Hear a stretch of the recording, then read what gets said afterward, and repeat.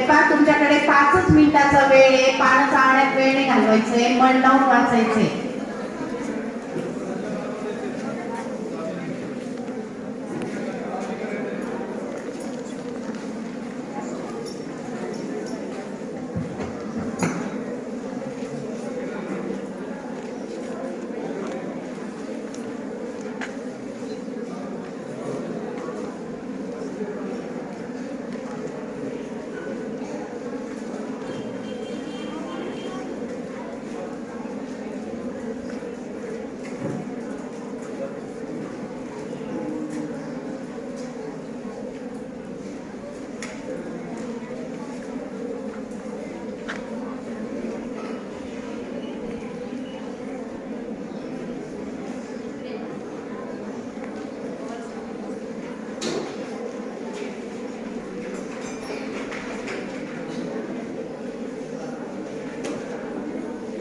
मनातल्या मनात वाचायचंय, गुणगुण आवाज यायला नको आजूबाजूने.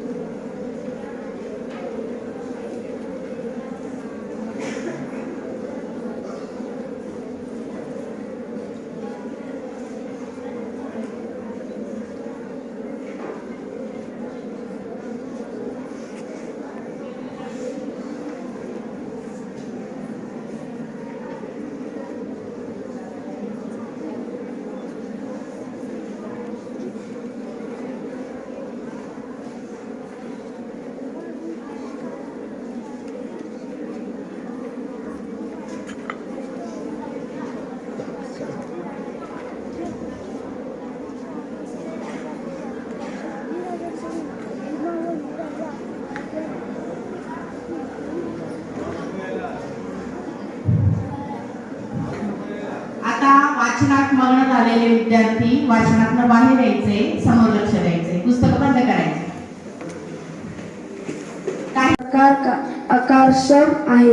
तुम्ही म्हणता की आपले कायदे फारच जुने पुराणे म्हणूनच कालबाह्य झाले आहेत.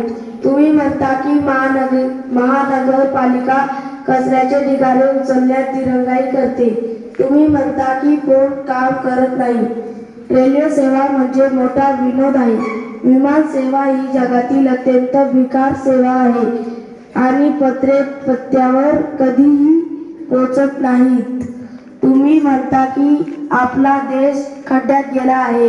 तुमचे हे रडगाणे सतत चालू असते, पण याबाबत सुधारणा व्हावी यासाठी तुम्ही स्वतः काय करता? आपले गोड कौतुक केले जावे अशा आशेने आपण आरामात हे सारे अलिप्तपणे बघत बसतो आणि आपण काहीही न करता सरकारने सर्व काही केले पाहिजे अशी आपली अपेक्षा असते. सरकारने सर्वत्र स्वच्छता राखावी अशी आपली अपेक्षा असते, पण कचरा घाण इतरत्र टाकण्याची एकही संधी आपण सोडत नाही किंवा वाटेत पडलेले कागद एकही कपटा उचलून कचरा पेटीत टाकत नाही.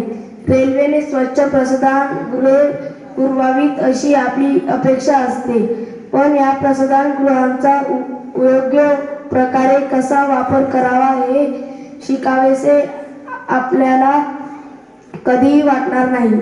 इंडियन एअरलाइन्स व एअर इंडियन सर्वोत्तम जेवण व प्रसाधन पुरवितात असे आपल्याला वाटते, पण भुरट्या चोऱ्या करण्याची एकही संधी आपण कधी सोडत नाही. मग आपण काय सबक देतो? ही संपूर्ण व्यवस्थाच आमूलाग्र बदलायला हवी. धन्यवाद. बरोबर आहे.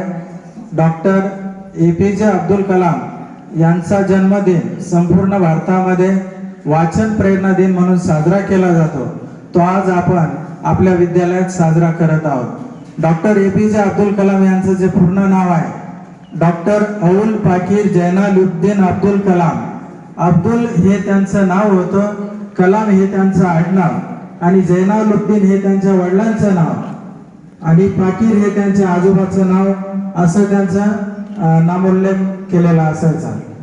डॉक्टर APJ अब्दुल कलाम हे म्हणजे भारतातील सर्व तरुणांचे अतिशय प्रेरणादायक असे मार्गदर्शक आणि भारताचे राष्ट्रपती, मिसाईल मॅन अशा अनेक नावांनी ओळखलं जातं.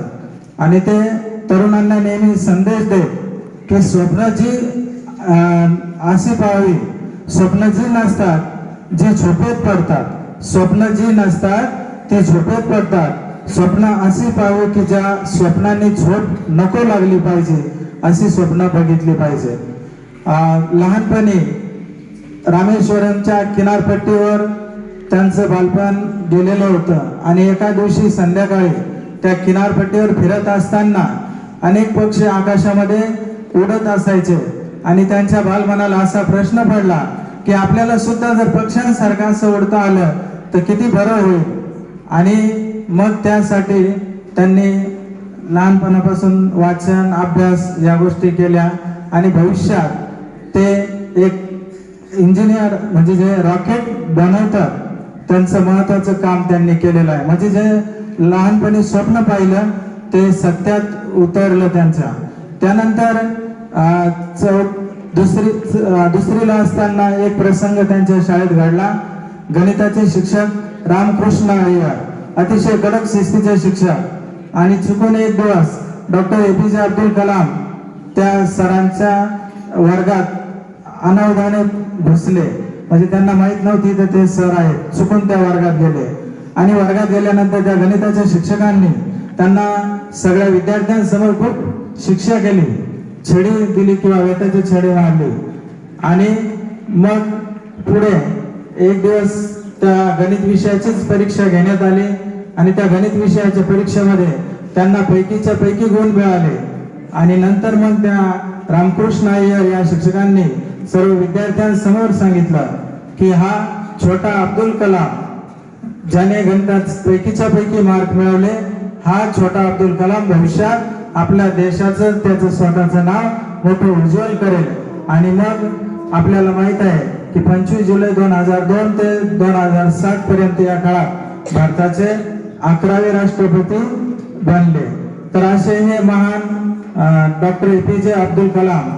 प्राध्यापक श्री BV शिंदे सर, तसेच विद्यालयाचे उपमुख्याध्यापक गायकवाड RD सर व माझे शिक्षक सहकारी बंधू भगिनी व विद्यार्थी मित्रांनो, आज आपण आपल्या शाळेमध्ये वाचन प्रेरणा दिन साजरा करीत आहोत. हा वाचन प्रेरणा दिन म्हणजेच डॉक्टर APJ अब्दुल कलाम यांचा जन्मदिन.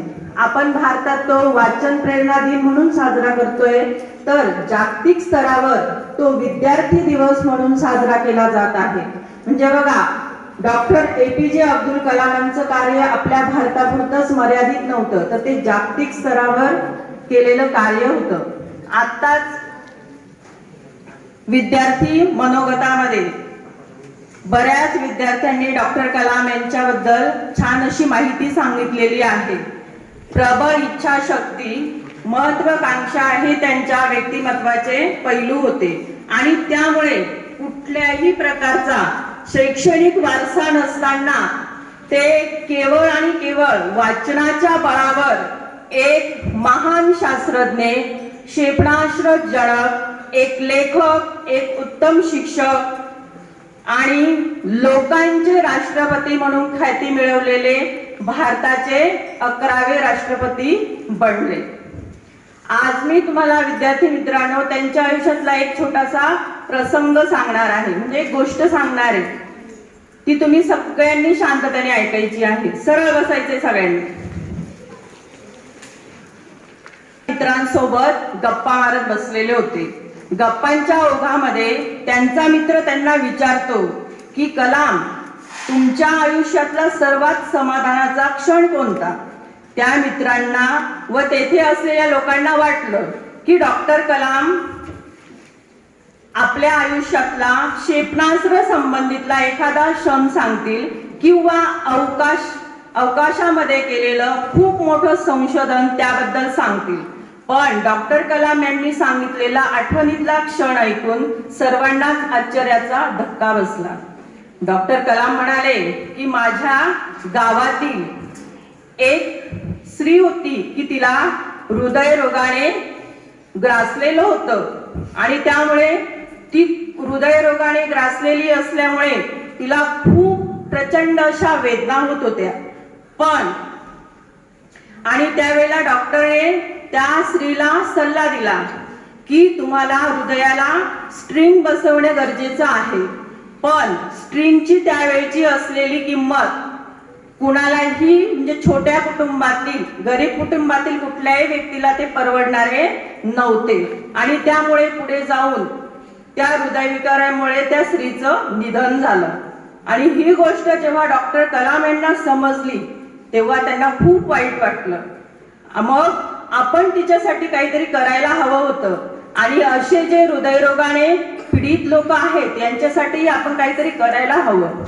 आणि म्हणून डॉक्टर कलाम यांनी आपल्या संशोधनाच्या किंवा अवकाश संशोधनाच्या कामातून काही दिवस रजा घेतली व हृदयासाठी लागणाऱ्या स्ट्रिंग संशोधन सुरू केलं. ते त्यांनी त्यांच्या मित्राच्या सोबतीने सुरू केलं. बऱ्याच दिवसाच्या प्रयत्नानंतर कलाम यांनी व त्यांचा मित्र दोघांनी मिळून भारतीय बनावटीचे कमी खर्चामध्ये स्ट्रिंग तयार केली व ती स्ट्रिंग त्याचे संपूर्ण अधिकार त्यांनी भारत सरकारला बहाल केले. आणि त्यानंतर ते त्यांच्या कामावर रुजू झाले. त्यांचं काम रोजच्या पद्धतीने सुरू होतं. एकदा ते एका विमानतळावर उतरले. विमानतळावर उतरल्यानंतर एक स्त्री त्यांच्याकडे पळत पळत आली आणि त्यांचे दोन्ही हात पकडले आणि त्यांना आश्चर्य वाटलं की अरे, या स्त्रीने माझे हात का पकडले? आणि मग त्यांनी आश्चर्याने विचारलं की तुम्ही माझे हात का पकडले? त्यावर ती स्त्री म्हणाली की डॉक्टर कलाम, तुम्ही माझ्या हृदयात राहतात. डॉक्टर कलामांना आश्चर्य वाटलं की अरे, ही असं का म्हणते? मग तेव्हा तिने सांगितलं की मी सुद्धा हृदयरोगाने पीडित होते, परंतु तुम्ही जे उपकरण तयार केलं आणि कमी खर्चिक असल्यामुळे ते मला माझ्या हृदयात बसवता आलं आणि मला जीवदान मिळालं आणि तुमच्या उपकरणाच्या संशोधनामुळेच आज मी इथे जिवंत आहे, तुम्हाला भेटते आहे आणि म्हणूनच तुम्ही माझ्या हृदयात राहतात. हे वाक्य जेव्हा कलाम यांनी ऐकलं तेव्हा त्यांना खूप समाधान वाटलं आणि हा क्षण माझ्या आयुष्यातला सगळ्यात लक्षवेधी आणि समाधानकारक क्षण होता असं त्यांनी तिथे बसलेल्या मित्रांना व इतर लोकांना सांगितलं. हे ऐकल्यानंतर तेथील लोकांना सुद्धा खूप आश्चर्य वाटलं आणि ती लोक सुद्धा भारावून गेली की क्षेपणास्त्राचे जनक म्हणून ओळखले जाणारे, मिसाईल मॅन म्हणून ओळखले जाणारे एखाद्या संशोधनाबद्दल सांगतील का हा माझ्या समाधानाचा क्षण होता. पण त्यांनी सांगितलं की एक छोटस उपकरण त्यांनी तयार केलं आणि त्या उपकरणामुळे इतर लोकांना की जे जास्त खर्च करू शकत नाही अशा लोकांना त्यांनी जीवनदान दिलं आणि हेच त्यांच्या आयुष्यातलं खरं समाधान होतं. 14 ऑक्टोबर आणि आज आपण या ठिकाणी डॉक्टर APJ अब्दुल कलाम यांचा जन्मदिन त्या ठिकाणी साजरा करतो आहोत.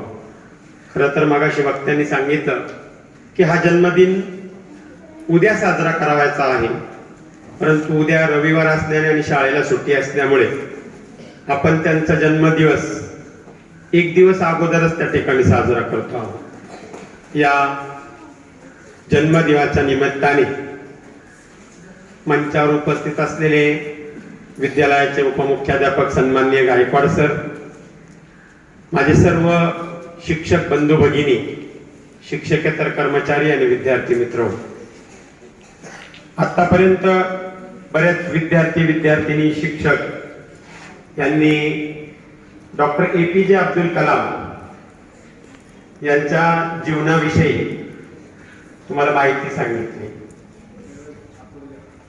मग मी नेहमी सांगत असतो की आपण जेवढे जेवढे कार्यक्रम त्या ठिकाणी साजरे करत असतो, या कार्यक्रमांमधून आपण काहीतरी शिकायचं असतं, आपण त्यातलं काहीतरी घ्यायचं असतं आणि त्याचा उपयोग आपण आपल्या जीवनामध्ये करून आपलं भविष्य उज्ज्वल करायचं असतं. आपल्या गावाचं, आपल्या देशाचं नाव त्या ठिकाणी उज्ज्वल होईल यासाठी प्रयत्न करायचे असतात. मग आजच्या कार्यक्रमामधून सुद्धा खूप काही शिकण्यासारखं त्या ठिकाणी आहे. आजच्या कार्यक्रमामधून सुद्धा खूप घेण्यासारखं आहे. तुम्हाला मागाशी वक्त्यांनी सांगितलं, डॉक्टर APJ अब्दुल कलाम यांचा जन्म अतिशय साधारण आणि एका गरीब कुटुंबामध्ये झाला. रामेश्वर या ठिकाणी त्यांचे जे वडील होते, ते वडील नावाड्याचा व्यवसाय करायचे. नावाड्याचा म्हणजे काय की नदीतून एका बाजूचे प्रवासी दुसऱ्या बाजूला नेऊन सोडायचे आणि त्यातनं जे पैसे वगैरे मिळतील त्या पैशांवरती आपल्या कुटुंबाचा उदरनिर्वाह त्या ठिकाणी करायचा. मग त्यांना यातनं अतिशय कमी आणि अल्प असं उत्पादन त्या ठिकाणी मिळायचं किंवा उत्पन्न मिळायचं. आणि मग घरामध्ये डॉक्टर APJ अब्दुल कलाम आणि त्यांची भावंड या सगळ्यांचं राहणं, खाणं, शिक्षण वगैरे हे करत असताना एकदम त्यांच्या नाकेनव यायचं. मग मित्रांनो, आपल्याला माहिती की मुलाचे पाय पाळण्यात दिसतात आपण जे म्हणतो, तशा पद्धतीने अतिशय लहान वयातच डॉक्टर APJ अब्दुल कलाम यांनी ओळखलं की आपली जी परिस्थिती आहे आपल्या कुटुंबाची ती हलाखीची आहे. आपले वडील आपल्याला सगळ्या सुविधा पुरवू शकत नाही आणि म्हणूनच लहानपणापासूनच त्यांनी आपल्या कुटुंबाला हातभार लागावा म्हणून त्या ठिकाणी वर्तमानपत्र टाकण्याला सुरुवात केली. म्हणजे किती बघा, अगदी लहान वयामध्येच त्यांना कष्टाची जाणीव त्या ठिकाणी झाली. स्वावलंबन त्यांच्यामध्ये यायला सुरुवात झाली. आज आपण आपल्याकडे जर बघितलं तर अगदी आपल्याकडचे जे काही मुलं वगैरे आहेत ते 22-23 वर्षाचे होतात, तर आई वडिलांच्या जीवावर आयतं खातात. म्हणजे आपण आपलं जे आयुष्य आहे त्याच्यातले निम्मे वर्ष आई वडिलांच्या जीवावर जगतो किंवा परावलंबी म्हणून जीवन जगत असतो. मग ती आणि तिथून पुढेही नोकरी नाही मिळाली किंवा व्यवसाय नाही करता आला तर नैराश्य येतं आणि मग शेवटी जीवन नकोसं व्हायला लागतं.